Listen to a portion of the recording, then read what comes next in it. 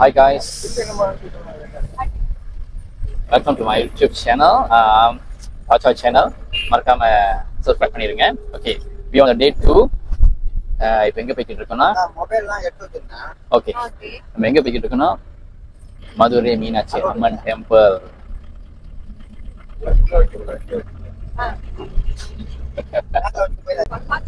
என்ன பேசிக்கிட்டு இருக்காங்கன்னா மதுரை மீனாட்சி டெம்பிள் போனோமா நம்ம வந்து பேக் ஹெட்ஃபோன்ல உங்களுக்கு நாட் அலௌட். ஸோ சில விஷயம் வந்து கொண்டு போக முடியாது.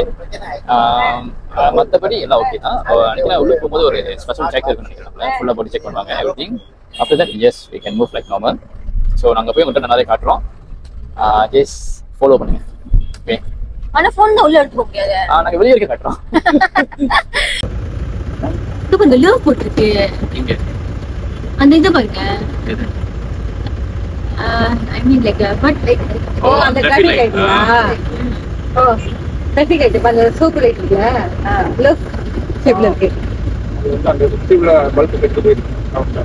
அந்த ஹார்ட் ஷேப் பார்த்துட்டோன்னா ரொம்ப யூனிக்காக அழகாக இருக்குன்னு நினச்சேன். ஆனால் அதுக்கு அந்த டூர் கைட் அங்கிள் கூட வந்தவர் என்ன தெரியுமா சொன்னார், அது ஏன் அந்த மாதிரி செஞ்சிருக்காங்கன்னா, ஏன்னா வந்துட்டு ரோட்ல போகும்போது ஜாக்கிரதையா பத்திரமா போங்க, உங்க உயிர் உங்க கையில் அப்படின்னு சொல்லிதான் இந்த ஹார்ட்டை போட்டிருக்காங்க அப்படி சொன்னாங்க.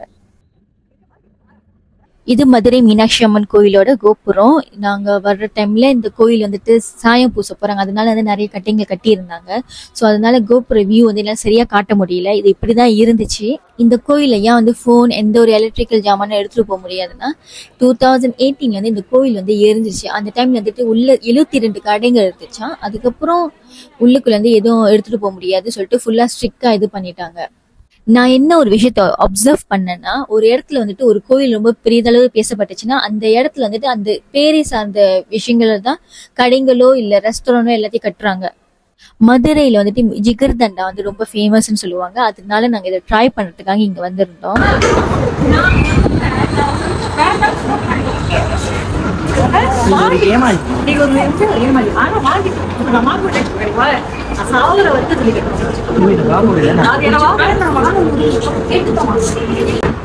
நல்லா இருக்கு வேணும்னு கேக்குறேன். ஏன் அல்ல அவனுக்கு ஆமா நீங்க போயிட்டு 100 வழி கொடுத்து வாங்குறீங்களா? இங்க போயிட்டு 2 வழி 3 வழி உள்ள ஜாமானை போய் எங்க அம்மா 100 வழி கொடுத்து அங்க வாங்கியிருந்தாங்க. சத்தியமா அந்த வளையல் நல்லாவே இல்லை. நாங்க எல்லாரும் நல்லா இல்லைன்னு சொல்லிட்டோம். அம்மா ரொம்ப கவலையாயிட்டாங்க. எங்க அம்மா போயிட்டு எங்க அப்பா கிட்ட போயிட்டு நல்லா இருக்கான்னு கேட்டுட்டு எங்க அப்பா ஏதோ ஆறுதலுக்காக நல்லா இருக்குன்னு சொல்லிட்டோன்னா உடனே சந்தோஷமாயிட்டாங்க.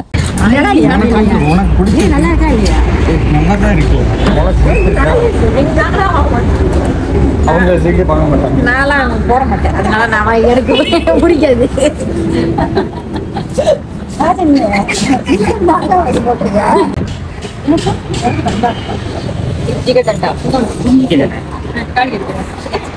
It's like too sweet. Too sweet. I'm not like இது வேணும்னு நினைக்கிறேன். பட் அதை சாப்பிட்றேன். ரொம்ப நல்லா இருக்காக்கா. அப்பா உங்களுக்கு பிடிச்சிருக்கா? அப்போ பையன் சொன்னாங்க ஒரு வீட்டுக்கு ஆக்கரக்காவை எனக்கும் ஆக்கரக்காவை இப்போ பண்ண மாதிரி தான் இருந்துச்சு. கட்டின்னு சொன்னாங்க குபர். ஆக்கரக்காவை ரொம்ப கட்டியா அதை அரைச்சிட்டு இப்போ நாங்க வந்து எட்டயபுரத்துக்கு போய்கிட்டு இருக்கோம், எங்களோட அப்பாவோட ஹோம் டவுன்.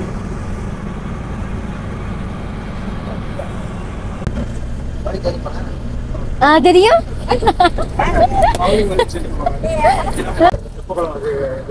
அந்த காலத்துல குடிதண்ணிக்கு இதில் தான் இருக்காங்க.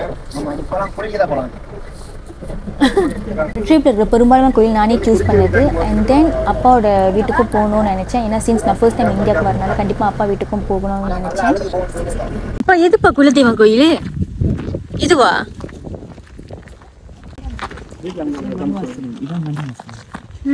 ஆமா மண் வாசம் அடிக்குது.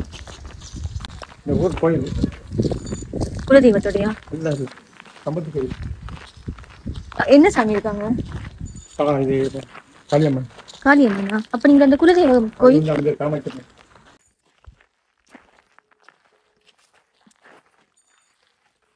இது வந்துட்டு இந்த கிராமத்துல கட்டிக்கிட்டு இருக்கிற ஒரு காளி கோயில். நாங்க இங்கதான் முதல்ல இறங்கணும்.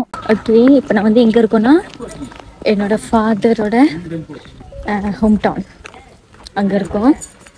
இப்ப அந்த டவுன் அந்த ஸ்ட்ரீட்ல தான் நாங்க நடந்து போய்கிட்டு இருக்கோம். நானே நடிச்சிட்டு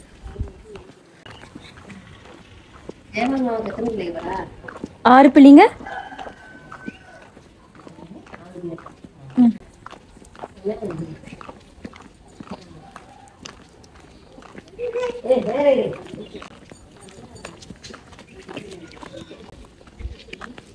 நம்மளோட அப்பாவோட வீடு? அப்பாவோட வீடா? நம்ம சைடு சொன்னாங்க. நம்ம போய் பார்ப்போமா? தெரியுது. அப்பாவோட வீடு தெரியுது. வராங்க வராங்க வராங்க வராங்க. நான் சேர்ந்து வருவா. நாங்க இது ப்ளூ கலர். உங்களுக்கு தெரியுமா?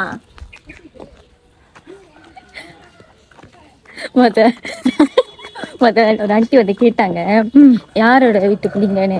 ஜெயபாலன் மகன். அப்படி நியூஸ் மாதிரி பரவுது, எல்லாரோட பேசுவாங்க. எங்கள் அப்பா வந்துட்டு அந்த கோயிலே இருந்துட்டாரு. அவர் வந்துட்டு எங்களை ஃபாலோ பண்ணிட்டு வீட்டுக்கு வரல. எனக்கு எங்கள் அப்பா வீடு எங்கே இருக்குன்னு கூட தெரியல. நான் பாட்டுக்கு நடந்து போக ஆரம்பிச்சிட்டேன். சரி போய் தான் பார்ப்போமே என்ன இருக்குன்னு. இதுவா? ஒரு சைக்கிள் நிற்குது, சைக்கிள் நிற்குது. இதா இது பைஸ்கள் நிற்குது. ஓகே, பைஸ்கள் நிற்கிறது தான் எங்க அப்பா. எனக்கு எங்க அப்பா பிறந்த வீடு எதுன்னு தெரியாது. வர்ற வழியில அவர் காமிச்சதுதான். ஸோ அதை பேஸ் பண்ணி தான் நான் ஒரு ப்ரெடிக்ஷன்ல போய்கிட்டு இருந்தேன். நான் இருக்கு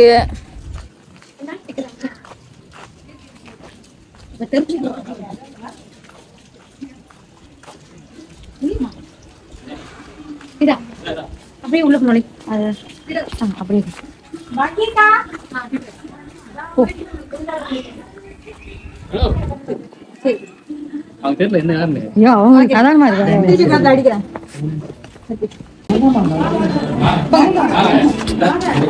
இப்போ நாங்க வந்துட்டு அப்பா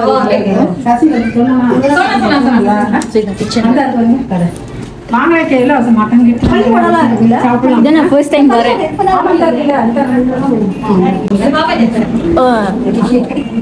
எப்படி இருக்கீங்க?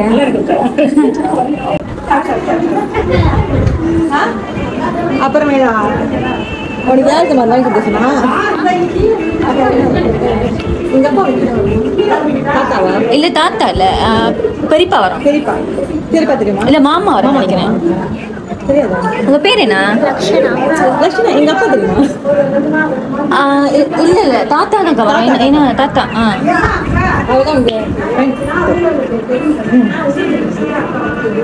இதுதான் எங்க அப்பாவோட வீடு. ஐ மீன் எங்க அப்பா தாத்தா எல்லாரும் இங்க வாழ்ந்தாங்க. இங்கதான் பிறந்தாரு அப்பா.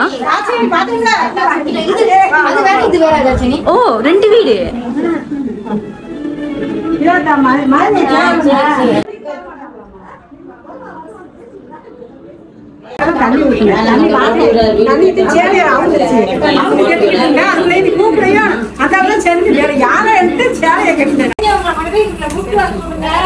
அப்புறம் மேல போறோம்.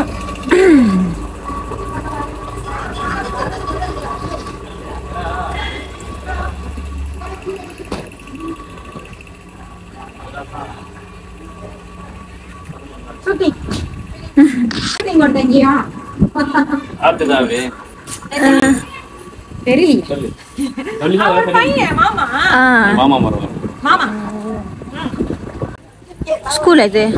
ஆமா, நீங்க படிச்சிட்டு இருக்குங்க.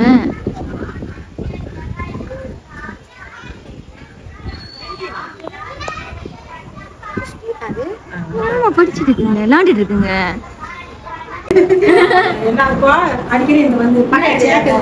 ஆமா, பின்னாடி ஜடிக்கு வந்தா ஸ்கூல் மாதிரி இருக்கு.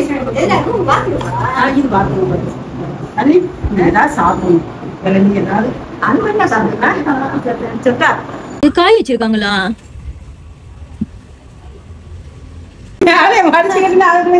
சரி, உங்களை பாக்க ஐயோ என்னமோ நினைச்சுக்கிறாங்களா? எதுவும் நினைச்சுக்காதீங்க. நான் ஒன்னும் தெரியல, எல்லாமே மாறி சொல்லாம எனக்கு புரியல. திடீர்னு தான் பிளான் பண்ணோம். திடீர்னு ரொம்ப சீக்கிரமா பிளான் பண்ணோம். போலாம், சைட் போடுங்க போடுங்க.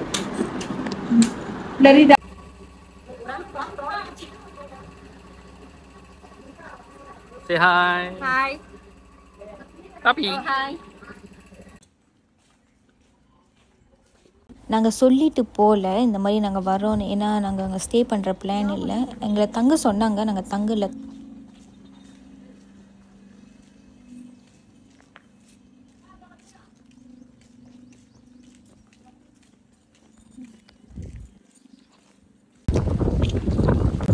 நாங்கள் வீடு பார்த்துட்டு நாங்கள் கிளம்பி போய்கிட்டு இருக்கோம்.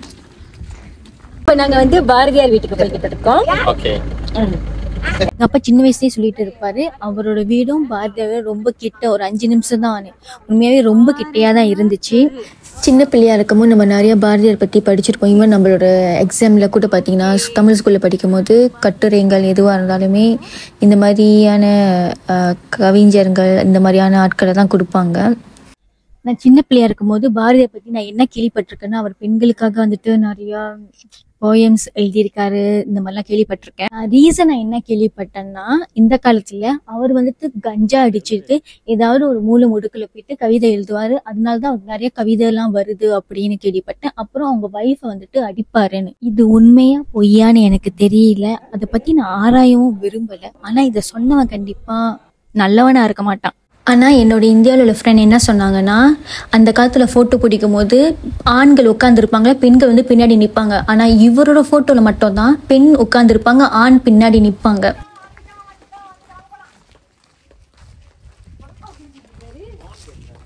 ஓகே, இப்போ நாங்கள் எங்கே போய்கிட்டு இருக்கோம்னா, எங்கே போயிட்டு இருக்கோம்? குலதெய்வ கோயிலுக்கு போறோம். ஓகே, நாங்கள் வந்து குலதெய்வம் கோயிலுக்கு போய்கிட்டு இருக்கோம். எங்கே இருக்கோம்னா காமாட்சி அம்மன் கோயிலில் இருக்கும். இது வந்து எங்கள் குலதெய்வ கோயில் காமாட்சி அம்மன். இந்த இடம் எங்கே இருக்குன்னா எட்டயபுரத்தில் கோயில்பட்டி. இந்த இடத்தோட பேர் வந்து கீழே இறால் சொல்லுவாங்க. நாங்கள் வர்றப்ப மணி ஒரு 3:30 கிட்ட இருக்கும். ஸோ வந்து இன்னும் கோயில் திறக்கவே இல்லை. இந்த கோயிலில் தெப்பக்குளம் இருக்குன்னு சொன்னாங்க, அதனால நாங்கள் தெப்பக்குளம் எங்கே இருக்குன்னு பார்க்கறதுக்காக போனோம். ரொம்ப நேரம் ஒரே இடத்துல உட்காந்து போர் அடிக்கிறதுனால வெளியாயிட்டேன்.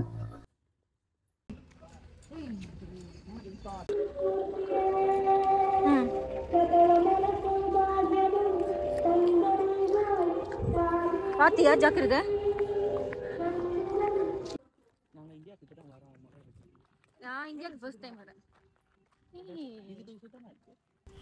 அதுக்கப்புறம் எங்க அம்மா வந்துட்டு புளிய மரம் பாத்துட்டாங்க. அதுக்கப்புறம் அவங்க வேலையை அவங்க ஆரம்பிச்சுட்டாங்க. புளிய மரம் புளியங்கையை தான் சமையல் பண்ணேன். சாப்பிடலாம். வேணுமா? எடுத்துறேன். ஆட்டோ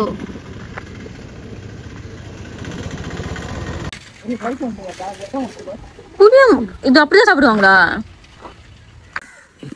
ஆமா விடாத. எடுக்கிறேன். எல்லாத்தையும் யாரு எடு. Okay, finally after so many hard works கிடைச்சிருச்சு. இது கழுவி வைக்கும். இது எப்படி இப்படி சாப்பிடலாமா? எப்படி இருக்கு? ஸோ இப்போ நான் என்ன சாப்பிட போறேன்னா, எங்க அம்மா வந்து இது டிஸ்கவர் பண்ணியிருக்காங்க, புளியா மரம். ஸோ அது புளிய மரம் சின்னதாக இருக்கு அப்படின்னாங்க. அப்படி இருக்குது வேற கண்டுபிடிச்சாங்க. இப்போ என்ன பண்ணுவாங்க எனக்கு தெரியும். இது இப்படிதான் சாப்பிடுவாங்கன்னு. இன்னும் நல்லா இருக்கு.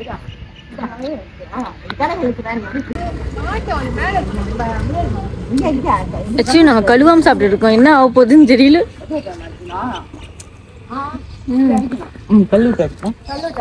பொடிக்குது.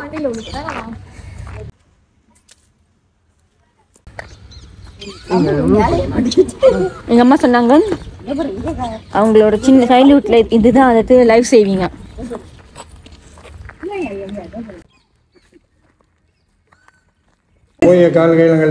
இந்த கோயில் கதவை திறந்ததுக்கு அப்புறம் அந்த மின்னுக்கு இருக்கிற சாத்தி இருக்கிற கதவு தான் வந்துட்டு மூலஸ்தானம் அப்படின்னு நினைச்சேன். ஆனா அது இல்ல. அந்த கதவை திறந்து இன்னும் உள்ளுக்கே போய்க்கிருந்துச்சு. உள்ளுக்கு போய் அதுக்கப்புறம் தான் வந்துட்டு அந்த மூலஸ்தானமே இருந்துச்சு.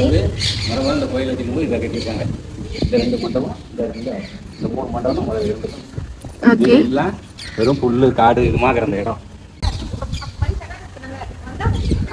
திருவிழாவோட வர்றீங்கன்னா சாவி கையில கொடுத்துருவோம், நீங்க திறந்து இருந்துக்கிறாங்க. அது அந்த ஒரு நாள் தான் நம்ம கோயில வெட்டுறது.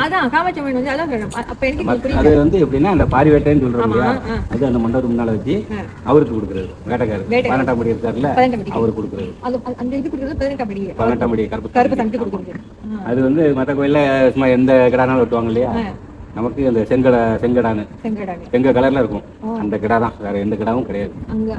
அம்பலார் ஊருக்கு பெரிய மனுஷன் நம்மால்கார ஒரு கர்நாடக சேர்ந்தவர், அவங்க தான் இது பண்ணுவாங்க. நீங்க ரத்னசாமி வச்சுக்கு தம்பியா? அந்த மூலஸ்தானத்துக்குள்ள வந்துட்டு சாமி சிலை இருக்கு. நானும் ரொம்ப நேரம் கும்பிட்டு இருந்தேன். ஆனா என்னன்னு தெரியல, அந்த சிலையில இருக்கிற முகம் வந்து அறவே தெரியல. அதுக்கு நடுவுல வந்து ஒரு விளக்க வச்சிருந்தாங்க. அப்புறம் அங்க நிறைய குட்டி குட்டி சன்னதி இருந்துச்சு. அந்த சன்னதிக்குள்ள வந்துட்டு சிலையே இல்லை. அந்த கோயில் பிரியஸ் இருப்பாங்கல்ல, அந்த அவர் வந்துட்டு ஐயரா இல்ல பூசாரியா இல்ல பண்டாரமான்னு எனக்கு தெரியல. அவர் வரும்போதே கொஞ்சம் ரொம்ப வித்தியாசமா வந்திருந்தாரு. அவருக்கு வந்துட்டு கட்டை சப்பாத்து போட்டுட்டு ஒரு கம்பை எடுத்துக்கிட்டு நடந்து வந்தாரு. அதுக்கப்புறம் தலையில வந்து ஒரு மாதிரி தொப்பி போட்டிருந்தாரு. அவர் வந்துட்டு விளக்கேற்றி இந்த வழிபாடுலாம் செய்யும் போது சுற்றி வந்து நிறைய மணிங்க இருந்துச்சு. அந்த இடத்துல நாங்கள் உட்காந்துருந்த இடத்துல அந்த மணியை வந்து நம்ம வந்து அடிக்கணும் அன்டில் அவர் அந்த வழிபாடு செஞ்சு முடிக்கிற வரைக்கும். எனக்கு வந்து அந்த மணி சத்தம் ஒழிச்சு காது வந்து ஒரு மாதிரி வலிக்கிற மாதிரி ஆயிடுச்சு. பட் இருந்தாலும் வந்து இது வந்து ப்ரேயர்னால கண்டிப்பாக அந்த விஷயத்தை நாங்கள் செஞ்சு தான் ஆகணும். அந்த மணி அடிக்கிறது உண்மையே ரொம்ப நல்லது. நம்ம கிட்ட இருக்க எல்லாம் கெட்டதும் வெளியாயிரும். இது வந்துட்டு ஜஸ்ட் ஒரு நார்மலான விஷயம் தான். ஆல்மோஸ்ட் லைக் 15 நிமிஷம் கிட்ட இருக்கும் போல அந்த மணி வந்துட்டு அடிச்சுக்கிட்டே இருந்தாங்க. என்னோட காதுல இருக்க ஜவ்வே கிழிஞ்சிடும் போல. என்னால அறவே முடியல. ஒரு கட்டத்துல எனக்கு அழுவே வந்துருச்சு. அப்புறம் அந்த பூசாரி என்னதுன்னா ரொம்ப வித்தியாசமான வழிபாடு பண்ணிக்கிட்டு இருந்தாரு. ஏன்னா வந்துட்டு பொதுவாக நம்ம கோயிலுக்கு போனா கொஞ்சம் பூசாரி மந்திரம் சொல்லிட்டு அப்புறம் அர்ச்சனை பண்ணுவாங்க, இந்த மாதிரி இருக்கும். இவர் வந்து எப்படின்னா அவர் அந்த வழிபாடுலாம் செஞ்சுட்டு அந்த மூலஸ்தானம் விட்டு வெளியே வர முதல்லாம் கத்துறாரு. அப்புறம் கால் வந்து ஒரு மாதிரி தூக்குறாரு. அப்புறம் ரொம்ப ஜாலியா இருக்கிற மாதிரி சிரிக்கிறாரு. அந்த மாதிரி இருந்துச்சு. அப்புறம் நான் சாமியெல்லாம் கும்பிட்டதுக்கு அப்புறம் எங்க அப்பாட்ட கேட்டேன், ஏன் இந்த இடத்துல சன்னதிலாம் சிலையே இல்லாம இருக்குன்னு. அதுக்கு எங்க அப்பா என்ன தெரியுமா சொன்னாரு, முதல்ல மூலஸ்தானத்திலேயே சிலை இல்லைன்னு. அதுக்கப்புறம் தான் எனக்கு அந்த கோயிலோட வரலாறு தெரிஞ்சிச்சு. என்னதுன்னா அந்த கோயிலுக்கு வர வேண்டிய சிலை வந்து வேற இடத்துல செய்யப்பட்டு வேற ஏதோ இடத்துல கொண்டு போய் வைக்கும் போது அந்த இடத்துல வந்து அந்த அம்மன் வந்து ரொம்ப பவர்ஃபுல் ஆயிட்டாங்க. அதோட இந்த கோயிலுக்கு வந்து எந்த சிலையும் வரல. ஆக்சுவலி அந்த கோயில்ல வந்துட்டு அந்த விளக்கு தான் வந்துட்டு கடவுளா கும்பிடுறாங்க. ஸோ எல்லா சன்னதியிலும் விளக்கு எரியுது. அந்த விளக்கு எரியுது தான் வந்துட்டு கடவுளா கும்பிடுறாங்க. அந்த கோயில் முழுக்க சிலை இல்லை. ஒரே ஒரு சிலை மட்டும் தான் இருந்துச்சு. அது வந்து விநாயகர் சிலை. அப்புறம் அங்கே சிலை மாதிரி தெரிஞ்சது என்னதுன்னா அது வந்துட்டு அந்த ஃப்ளவரை வச்சு அழகாக டெக்கரேட் பண்ணியிருந்தாங்க. அப்புறம் நான் ரொம்ப நேரம் யோசிச்சிருந்தேன், என்ன அது ஃபேஸ் மட்டும் தெரிய மாட்டேங்குதுன்னு. அதோட இந்த கோயிலை வந்து முழுக்க வந்துட்டு விளக்கு வச்சு தான் சாமி கும்பிடுறாங்க. அந்த பவர்ஃபுல்லான இடம் தான் வந்துட்டு காஞ்சிபுரம் காமாட்சி அம்மன் கோயில். ஹோட்டல் போகிறதுக்கு முன்னாடி தங்கப்பாண்டியன் மிட்டாய் கடை கீழே இறால்னு ஒரு இருந்துச்சு. அங்கே போயிட்டு ஸ்நாக்ஸ் ஷாப்பிங் பண்ணிவிட்டு அதுக்கப்புறம் டீ காஃபி பிஸ்கட் சாப்பிட்டுட்டு நாங்கள் நேராக ஹோட்டல் கிளம்பி போயிட்டோம். தேங்க்யூ ஸோ மச் ஃபார் வாட்சிங் video. Please to subscribe my video. And then இன்னொன்று ஒரு முக்கியமான விஷயம், என்னோட வீடியோவில் வந்துட்டு நான் சீன்ஸ் ஃபர்ஸ்ட் டைம் இந்தியாவுக்கு வரனால எல்லாமே வந்து என்னோட அனுபவத்தை மட்டும் தான் போட்டிருப்பேன். வீடியோ பார்க்கறதுக்கு ரொம்ப ராவாக தான் இருக்கும். Day 2 எண்ட் பண்ணுறேன்.